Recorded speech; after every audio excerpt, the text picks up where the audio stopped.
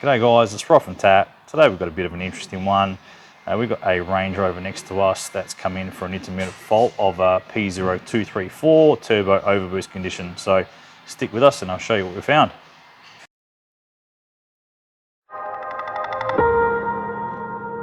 So we got the vehicle in, and unfortunately it was an intermittent fault and we weren't able to actually replicate it. But while we're actually wanting it to fault, we did a due research on the on our available data like we always do. We use TAP, we use multiple sources, and one of the sources we use is DDTSB. And you know, some of you guys might know Diagnose Dan, and he's got a great TSB like a repair solution website based on the sort of things that we're looking for, you know, mostly European cars and some Asian cars.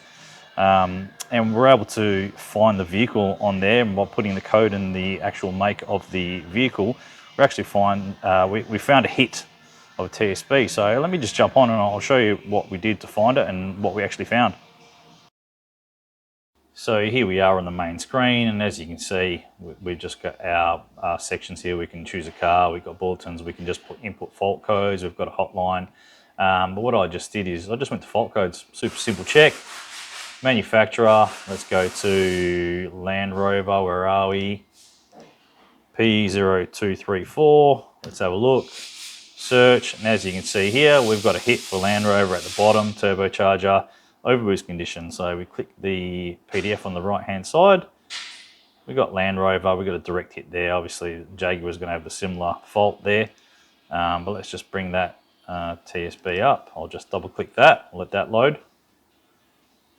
Okay, so we're loaded up here, and as you can see, we've got this our vehicle in question, and we've got our code in the system. And if we scroll down, you can see that this causes normally that the throttle valve gets stuck and thereby affects the boost pressure. And you can see that's where it is at the front there, and our DPF full issue.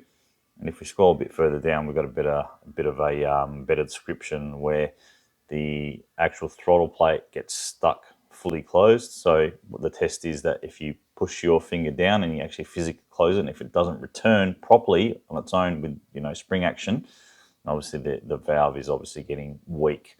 And obviously we tested this on the vehicle, and it happened quite a few times, and most of the time it actually did get stuck.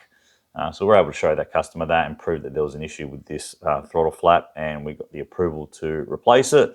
The vehicle has been on the road for a while since and hasn't had a problem. So as you can see, really great resource, and you know, not being able to fault the vehicle intermittently, we're able to still get a result on this one. So there you go, guys. It just really goes back to the fact of making sure that we're using what we pay for. You know, we've got all these subscriptions, and sometimes we probably don't make the best use of it. And it's a great example, and usually when it's an intermittent issue like this is when you most really need it, because if you can't make it fail, you can't really test anything. So in this case, we proved that it was the same fault as the DDTSB, and we're able to rectify this for the customer, and the customer was on their way. So thanks for watching, and we'll see you next time.